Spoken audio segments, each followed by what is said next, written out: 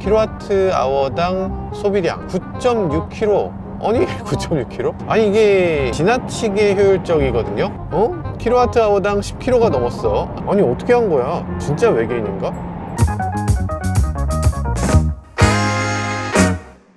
네, 안녕하세요. 모카 김한영입니다. 타이칸 정말 엄청난 차였죠. 포르쉐는 전기차를 만들어도 어떻게 이렇게 포르쉐냐. 혹시 타이칸 동호회 분들 지금 보고 계신다면 제가 이전에 말했던 거 정말 죄송합니다.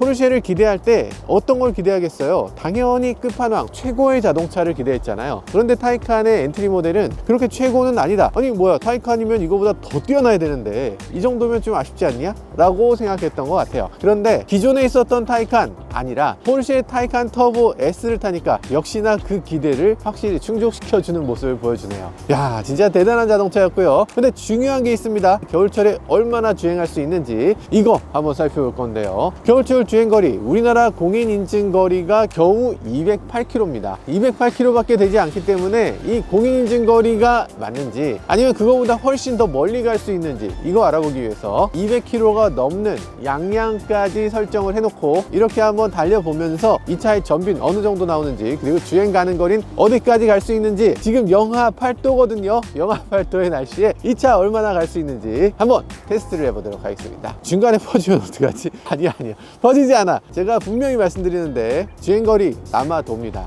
그 남아돈다는 사실 여러분들께 보여드릴 테니까 끝까지 함께 해주세요. 어우 추워.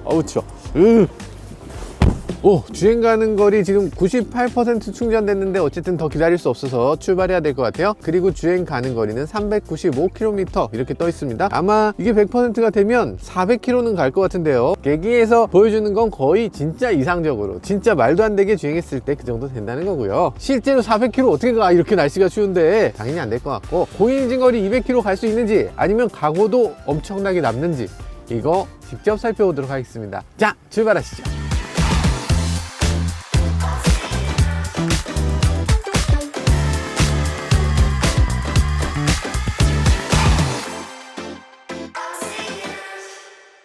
안타깝게도 오늘 서킷 테스트는 할 수가 없게 됐어요. 포천 레이스웨이 얼마 전부터 운영을 안 하고 있다고 하고요. 인제 스피디움 지금 눈이 온 상태에서 영하용 온도가 계속돼서 개장을 못 하고 있다고 해요. 어쩔 수 없이 오늘은 장거리 테스트만 해야 될 것 같습니다. 그렇지만 우리가 포르쉐 타이칸 터보 S 타보지 않은 게 아니거든요. 지난번에 타본 영상이 있는데 잠깐만 보고 가시죠. 활성화 갑니다.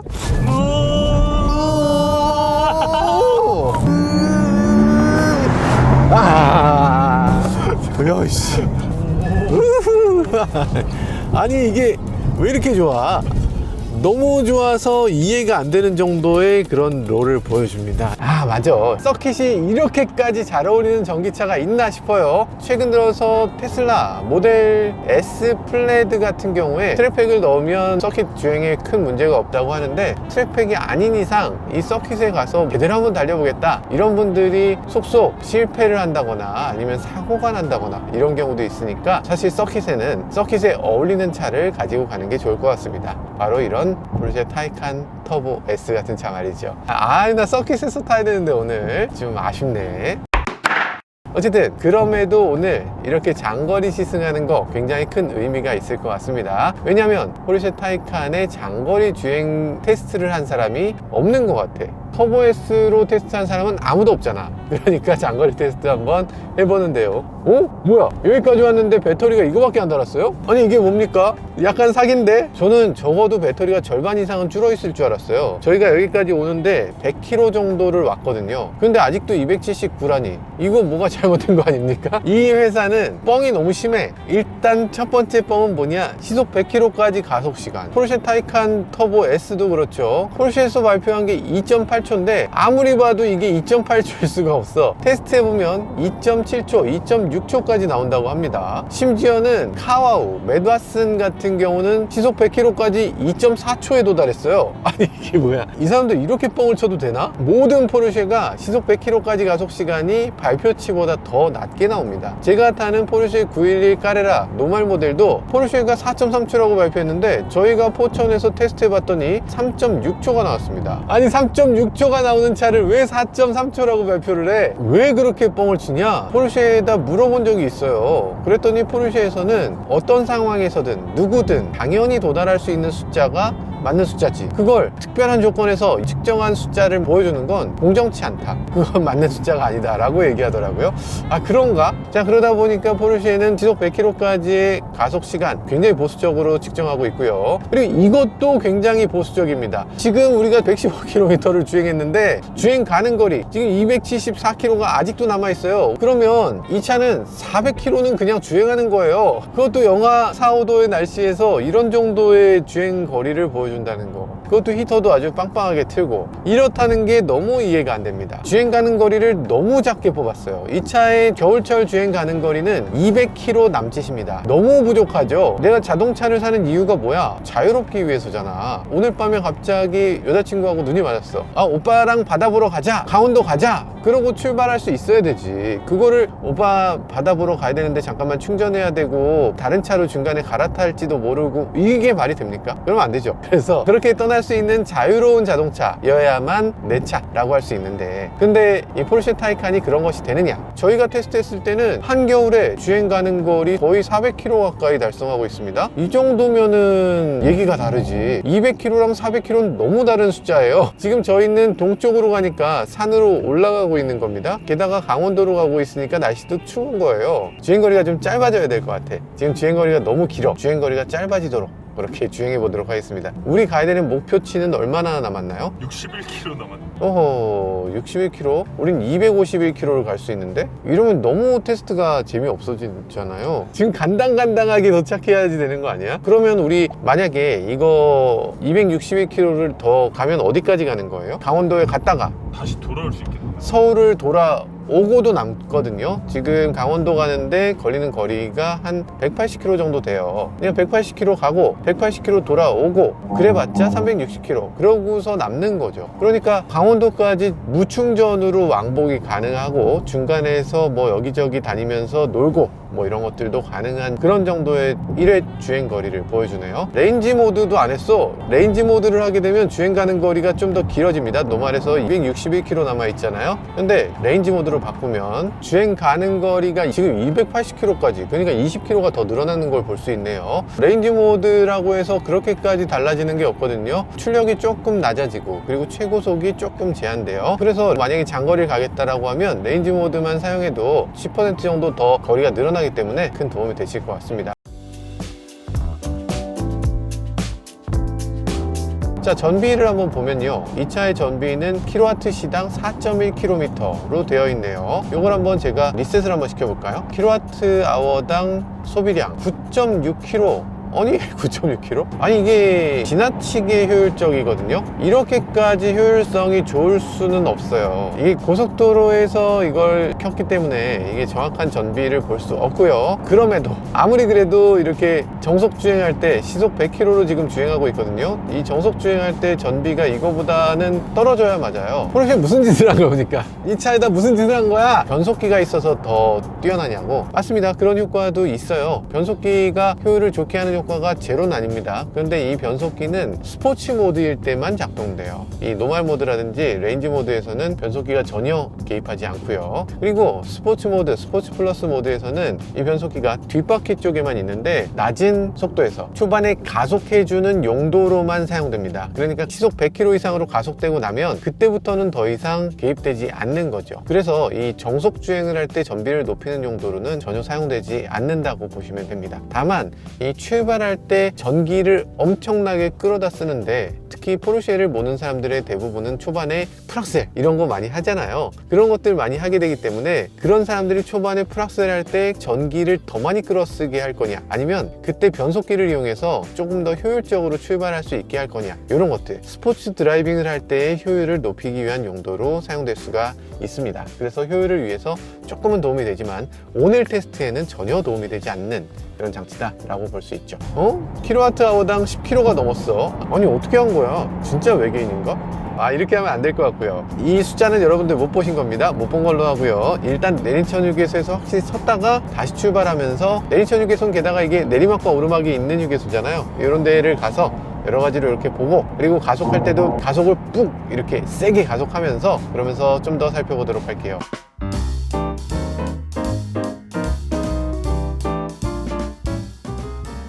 자, 지금 연료 소비량이 지금 kWh당 13.1km를 보여줬는데 혼란스럽습니다. 전기차 충전소 앞에서 잠깐 이렇게 눈에서 이렇게 좀 즐겨보고 전기도 좀 쓰고 그러면서 가속도 좀 해보고, 네, 이렇게 한번 해보도록 할게요. 와, 이거 진짜 너무 쫄리지 않냐? 포르쉐 포항 카메라 이거 좀 문제 있지 않아요? 너무 감각이야. 아, 이런 거 있습니다. 여기 보시면 이거 뭔지 아세요? 누르면 워셔액이 나옵니다. 뒤가 흐려져서 잘 안 보이면 이렇게 하는 장치도 있죠. 근데 후방 카메라가 이게 너무 감각이라서 헷갈리시는 분들이 많은데, 포르쉐는 이쪽은 그냥 위험한 사물이 있는지를 보는 거고 이쪽만 보고 주차를 해야 돼요. 그게 포르쉐의 특징이다. 왜 이렇게 했는지는 잘 모르겠다, 그런 생각이 들고요. 자, 일단 이런 식으로 주차하면 됩니다. 포르쉐 오너들 대부분이 그렇겠지만 스토퍼까지 주차 안 해요. 스토퍼가 닿을 수 있기 때문에. 그런데 이 차는 이렇게 서스펜션을 높이는 장치가 있죠. 그래서 이걸 누르게 되면 포르쉐 911이나 그런 다른 자동차들과 다르게 이렇게 서스펜션을 높여주는 장치가 되기 때문에 서스펜션을 높여서 스토퍼까지 딱 밟을 수 있도록 이렇게 해주고 있죠. 높이는 20mm까지 올라가기 때문에 아마도 많은 분들이 그렇게까지 큰 불편 없이 사용할 수 있을 것 같습니다. 아우 추워, 아우 추워. 이 차 내에서 온도도 지금 영하 5.5도가 됐네요. 제가 지금 나와 있는 곳은요, 내린천 휴게소인데 여기 이렇게 좋은 충전기가 있어서 저는 개인적으로 이제는 좀 충전할 분위기가 됐다. 전에는 고속도로 휴게소에서 충전하려고 하면 충전이 제대로 되는 경우가 없었어. 맨날 뭐가 좀 아쉬웠어. 환경부 충전기 보면 이렇게 생겼습니다. 이게 말이 돼요? 근데 지금 보니까 내린천에는 이쪽에 이피트도 있고, 그리고 여기 SK 일렉링크도 있고, 이렇게 다양한 이런 사업자들이 있어서 저희는 지금 이 차를 테스트하기 위해서 충전을 안 하지만 만약에 충전을 하고 간다면 편리하게 충전할 수 있을 것 같다는 생각이 듭니다. 저희 여기까지 왔을 때 처음 생각은 테스트를 할 생각이었는데 테스트가 너무 의미가 없어. 도착하고 서울까지 다시 돌아가도 남을 정도의 주행거리가 되고 있기 때문에 요거 무슨 의미가 있나 싶은 생각이 살짝 들긴 합니다만, 그래도 한번 주행을 이어가 보도록 하겠습니다. 여기 충전 안 하고 그대로 다시 이어가도록 할게요. 자, 다시 출발하시죠. 가시죠.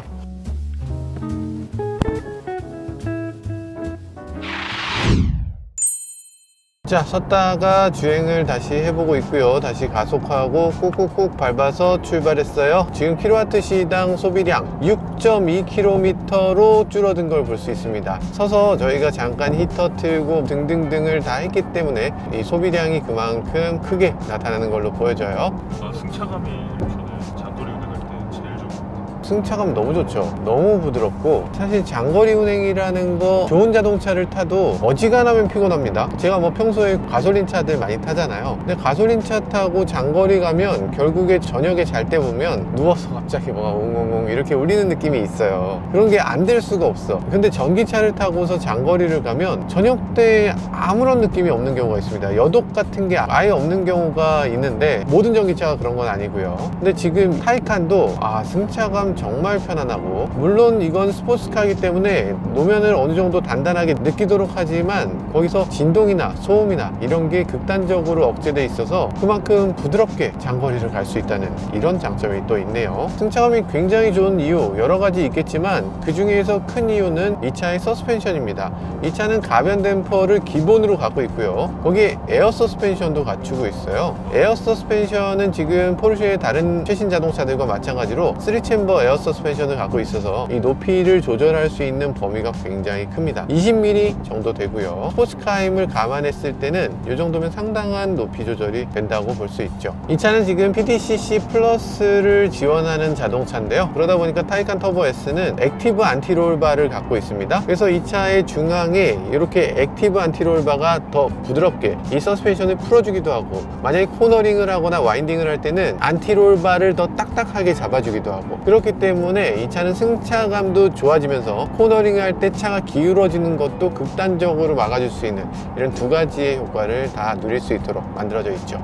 액티브 안티롤버가 이렇게 사람들이 이걸 잘 이해를 못하는구나. 우리 작가님도 잘 모르신다면 이건 진짜 많이들 모르시는 거다. 그러니까 액티브 안티롤바라는 게 승차감에 무슨 도움이 될 거냐, 이렇게 생각하실 수 있을 것 같아요. 일단 안티롤바가 뭔지부터 아셔야 되는데, 이 안티롤바는 스테빌라이저라고도 합니다. 스테빌라이저는 도대체 왜 필요하냐, 자동차가 코너링을 할 때 자동차는 한쪽으로 기울게 되잖아요. 양쪽 다 스프링이 있으니까 스프링이 이쪽은 기울어지고 저쪽은 늘어날 거잖아. 그럼 차는 어떻게 됩니까? 저쪽으로 넘어가 버리는 거지. 이렇게 기울어지는 거, 이거 뭐라고 합니까? 롤이라고 해요. 그래서 그 롤이 일어나는 걸 막기 위해서 어떻게 해야 되는가를 고민한 끝에 해결책을 만들어냈습니다. 해결책은 뭐냐, 이쪽에 스프링이 찌그러질 때 저쪽 스프링도 같이 찌그러지게 하자라는 거예요. 그래서 이 중간을 쇠막대기로 연결을 합니다. 이쪽이 찌그러졌을 때 이쪽도 같이 찌그러지도록. 그렇게 쇠막대기를 연결하게 되면 이 차가 이렇게 기울어지다가도 바로 일어날 수 있도록, 많이 기울어지지 않도록 하는 장치, 그게 안티롤바예요. 근데 안티롤바라는 걸 장착해 놓으면 무슨 문제가 생긴다? 양쪽 바퀴가 서로 스프링이 이렇게 왔다 갔다 해야 되는데, 이 스프링이 왔다 갔다 할 때 이쪽이 왔다 갔다를 같이 하도록 만들었다고 했잖아요. 그러면 왼쪽 바퀴가 갑자기 울퉁불퉁한 길 가면 오른쪽 바퀴도 영향을 받겠네. 그럼 양쪽 바퀴가 둘 다 영향을 받아서 결국 승차감이 나빠지겠네 라는 거죠. 그렇기 때문에 안티롤바를 단단하게 하면 승차감이 나빠지고, 안티롤바를 부드럽게 하면 코너링에 롤이 생기는 거죠. 그래서 안티롤바는 지나치게 단단하게 할 수도 없고 지나치게 부드럽게 할 수도 없습니다. 그런데 고급 승용차, 럭셔리 자동차는 부드럽게, 스포츠카는 단단하게, 이런 식으로 만들었던 거예요. 그런 식으로 만들다 보니까 스포츠카는 딱딱해, 고급차는 코너에서 롤이 생겨. 이런 식으로 둘 다 단점이 생겼던 거죠. 그러면 액티브 안티롤바는 뭐냐면 이 두 가지를 다 할 수 있도록, 안티롤바가 경우에 따라서는 부드럽게, 경우에 따라서는 딱딱하게 이 전기 모터를 이용해서 이걸 바꿔준다는 거예요. 이 차는 48V 시스템을 갖고 있어서 이 안티롤바를 하드웨어적으로 강하게, 약하게 이렇게 조였다가 풀어줬다를 하는 기능을 갖추고 있는 겁니다. 그러다 보니까 고속에서는 럭셔리 자동차처럼 부드럽게, 그리고 코너에서는 스포츠카처럼 단단하게 이렇게 롤바를 바꿔줄 수 있는 거죠. 정말 큰 효과가 있고요. 코너링을 해보면 와, 이건 정말 대단하다, 옆으로 거의 차가 기울어지지 않는구나 라는 걸 느낄 수 있는 그런 아주 좋은 장치라고 할 수 있죠. 에어 서스펜션이 있어야 승차감이 좋다, 이렇게 단순히 생각하는 경우가 있는데, 아마도 그게 공기를 가지고서 자동차를 지탱하니까 당연히 서스펜션이 좋겠지 라고들 생각하는 것 같아요. 근데 그런 효과는 그렇게 크다고 볼 수는 없고요. 사실 그런 것보다는 액티브 안티롤바는 상대적으로 좀 덜 알려져 있지만, 액티브 안티롤바가 주는 승차감 개선 효과가 생각보다 어마어마합니다. 이거는 사실 고급차를 만들려면 무조건 들어가야 되는 장치라고 할 수 있어요. 그래서 포르쉐는 전 차종에 액티브 안티롤바를 넣을 수 있도록 이렇게 만들어져 있는 걸 볼 수 있죠. 물론 옵션이지만. 옵션이죠. PDCC라는 장치는 넣을 수 있으면 넣는 게 무조건 좋죠. 물론 안 넣고 딱딱하게 세팅해도 괜찮습니다. 근데 승차감이 좋아지려면 PDCC가 들어가는 게 좋아요. 그리고 포르쉐는 거기서 한술 더 떠서 한 발짝 더 나간 시스템을 얼마 전에 공개했습니다. 파나메라에 있는 시스템이 유압을 이용해서 자동차를 올렸다 내렸다, 좌우를 로테이션 시켰다, 이런 것들을 막 자유롭게 해주는 시스템을 만들었어요. 이 시스템을 만들고 나니까 안티롤바 자체를 아예 없애고, 자동차가 옆으로 코너링 할 때 차가 기울어지면 기울어지는 쪽에 서스펜션을 더 키워주고 안쪽을 더 낮춰주고, 이러면서 롤이 일어나지 않도록 수평 이동이 되도록 하는 그런 독특한 기능을 제공하고 있어요. 아예 안티롤바가 없기 때문에 승차감 개선도 더 뛰어나고요. 그리고 이 유압식 시스템을 사용하고 있기 때문에 작동 속도가 어마어마하게 빠르다는 그런 장점이 있죠. 사실 예전에도 그런 시스템이 없던 건 아닌데, 정말 적절한 속도로 적절하게 작동되는 경우는 없었습니다. 이렇게까지 빠른 경우는 없었어요. 근데 포르쉐는 이제 하이브리드 시스템을 적극적으로 도입하면서 400V 시스템으로 이 서스펜션을 0.5초 만에 오르내릴 수 있는 이런 엄청난 시스템을 도입해서, 이제는 포르쉐에서 슬라롬을 하거나 와인딩처럼 정말 다이나믹한 상황, 그리고 노면이 갑자기 거칠어지는 상황에도 즉각적으로 반응할 수 있는 시스템을 만들고 있습니다. 역시나 포르쉐, 외계인을 잡아 넣은 게 맞는 것 같습니다.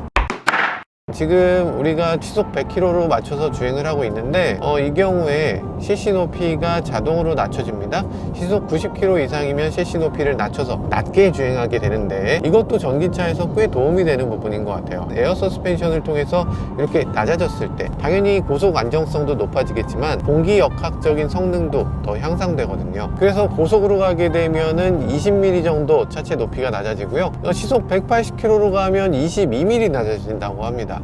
그런데 180km? 180km까지 못 가는 차가 허다한데 180km에서 서스펜션 낮아진다는 얘기를 뭐하러 하는 거죠? 라고 생각하실 수 있는데 그럴 이유가 있습니다. 왜냐면 이 차의 최고 속도는 260km이기 때문이죠. 너무하지 않나? 보통의 전기차라고 하면 시속 190km에서 리미트가 걸리게 되죠. 테슬라 모델 3 퍼포먼스 제가 타던 차도 230km에서 리미트가 있었어요. 그랬는데 지금 260km. 와, 최고 속도에서 아무튼 넘사벽의 수치를 보여줍니다. 아, 요거 뭐냐고? 요거 때문에 시속 210km가 리미트인 줄 아셨구나? 그건 아니고요. 요거는 독일 법에 있어요. 서머 타이어를 끼우지 않으면 여기 스티커를 붙이게 돼 있습니다. 그리고 이 포르쉐 같으면 공기압을 측정하는 장치가 항상 모니터링을 하고 있다가 시속 200km가 넘는 속도를 달리게 되면 경고를 띄워줍니다. 아니, 이 공기압으로 200km 가면 안 되지. 이렇게 알려줘요. 그게 무슨 얘기냐면 포르쉐는 모든 차들이 공기압을 두 가지를 갖고 있어요. 시속 200km 이상으로 갈 때 공기압은 요 정도 넣어. 그 이하로 갈 땐 요 정도 넣어. 이렇게 두 가지 공기압을 갖고 있어서 모니터링도 별도로 해줘요. 그래서 이 차는 지금 최고속으로 달리는 공기압이 아니기 때문에 저희가 시속 210km 이상으로 달리진 않도록 하겠습니다.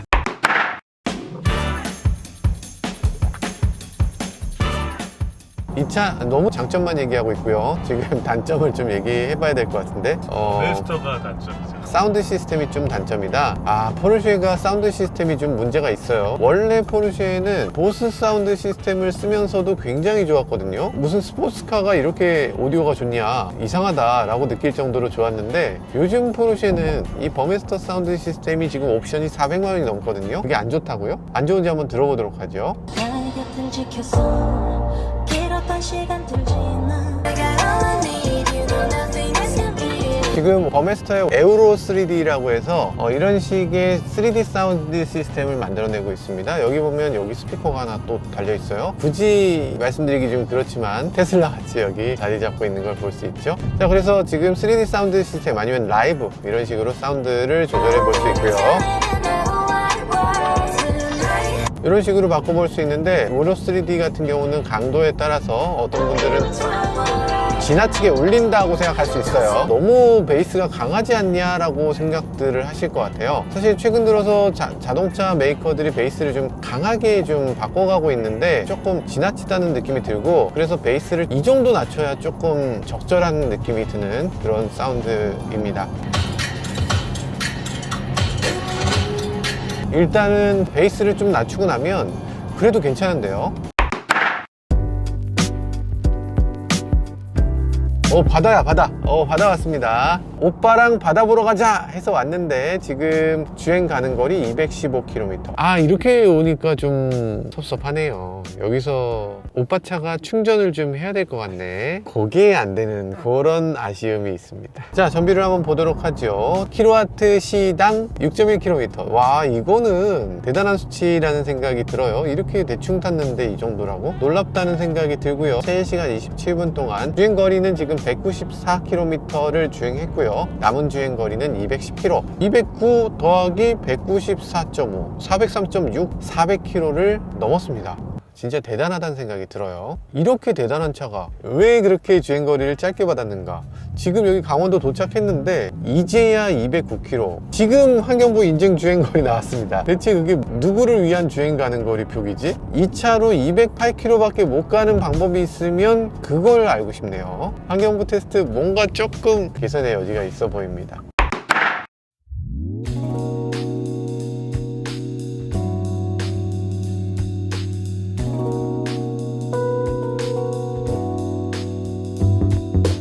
아우 추워. 아우 세상에, 이렇게 멀리까지 왔습니다. 여기 지금 동해바다예요.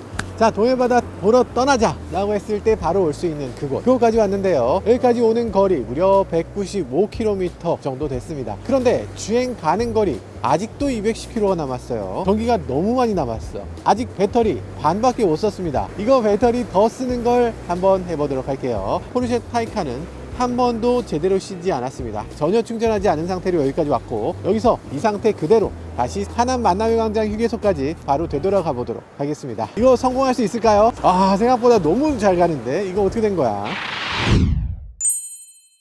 주행거리가 갑자기 막 떨어진다. 지금 너무 추운 데 있었나? 일단 목적지를 한번 하남 만남의 광장으로 찍어볼게요. 도착하면 8% 남는다고 써있긴 하네요. 포르쉐가 원래 스펙에 보수적이잖아요. 보수적이니까 충분히 간다. 네, 타이칸 터보 S에 장착된 배터리는 93.4kWh 배터리가 장착되어 있습니다. 그러니까 배터리의 용량은 어마어마한 거죠. 테슬라 모델 S와 거의 비슷한 그런 배터리 팩을 갖고 있고요. 실제로 배터리의 사용은 83.7kWh만 사용하고 있다고 합니다. 근데 저희가 지금 테스트한 바로는 전비가 많이 나올 때는 어마어마하게 많이 나옵니다. 그래도 저희가 정차도 하고 촬영도 하고 등등등을 한참을 했더니 전비가 툭툭 떨어져서 지금 전비 kWh당 5.1km를 간다, 이렇게 바뀌었습니다.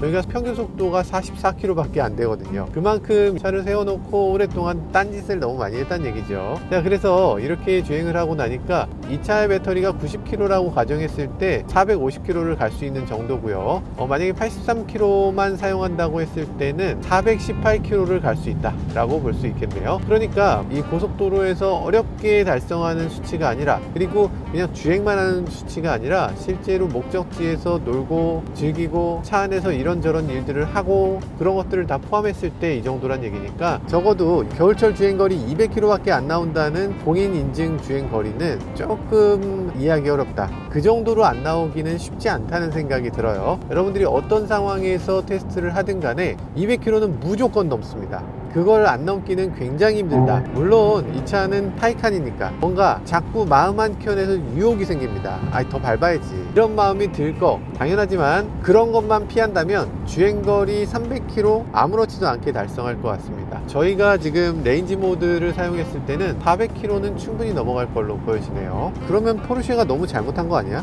주행 가는 거리를 어떻게 그렇게 못 뽑을 수가 있지? 공인인증거리를 환경부가 뽑아주는 건데 포르쉐가 무슨 상관이냐고 그렇게 생각하실 수 있을 것 같아요. 근데 공인인증거리는 사실은 환경부가 직접 테스트해서 이걸 알려주는 게 아닙니다. 제조사가 자체적으로 해요. 유럽에 있는 제조사, 미국에 있는 제조사 같은 경우는 그 환경에 맞춰서 스스로 해서 그 데이터를 제출하기도 하고요. 유럽에 있는 자동차하고 약간 차이가 있는 경우에 우리나라의 정해진 곳에서 테스트를 하게 되는데, 정해진 곳에서 테스트하는 그 테스트 기관이 환경부가 지정한 기관이긴 하지만, 이곳에서 테스트하는 과정이나 비용이나 시간이나 이런 것들을 이 업체가 직접 의뢰해서 그 데이터를 받아서 환경부에 제출하게 돼 있어요. 그러니까 사실상 업체가 스스로 테스트하는 거다, 자기의 환경만 된다면 자기가 스스로 테스트해서 제출해도 되는 그런 구성을 갖고 있습니다. 그렇기 때문에 지금 포르쉐의 테스트 방법도 그런 과정을 통해서 주행거리를 뽑았기 때문에 주행거리도 다소 포르쉐적으로 좀 보수적으로 만들어진 게 아닌가, 그런 생각이 드는 거죠.